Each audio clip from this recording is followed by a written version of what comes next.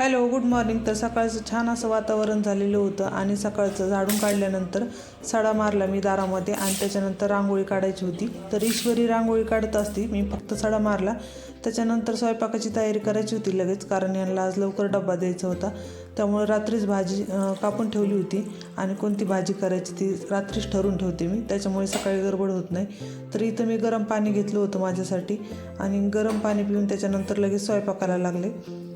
तर इथं अगोदर भाजी करून घ्यावं म्हटलं, त्याच्यानंतर चपात्या करता येईल। तर अगोदर कढईमध्ये तेल टाकलं, लसूण टाकला आणि लाल तिखट टाकलं। तर ही करडईची भाजी आहे आणि ती एकदम साध्या सोप्या पद्धतीने छान होते। सुक्की भाजी बनवायची होती। तर त्याच्यानंतर स्वच्छ धुवून घेतली 2 पाण्याने भाजी आणि भाजी परतून घ्यायची व्यवस्थित। त्याच्यामध्ये मुगाची डाळ किंवा हरभऱ्याची डाळ पण टाकू शकतो। तर मीठ टाकलं मी इथे आणि मुगाची डाळ टाकलेली आहे। तर मुगाची डाळ भिजवली नाही तरी पण छान शिजते। तर अशा पद्धतीने शिजून दिली मी आणि त्याच्यानंतर शिजत आल्यानंतर पाणी पूर्णपणे आटलं ना, तर त्याच्यामध्ये शेंगदाण्याचं कूट टाकायचं। तर तोपर्यंत मी इकडच्या गॅसवरती चपाती करत होते। तर यांच्या डब्यापुरत्याच 2 चपात्या करणार होती मी आणि त्याच्यानंतर राहिलेल्या मग नंतर करणार होते। तर शनिवारची लवकर शाळा असली ना तर लवकर डब्बा असतो, त्याच्यामुळे नाहीतर रोज 9:30ला असतो, त्याच्यामुळे सगळ्यांचा सोबतच स्वयंपाक होतो।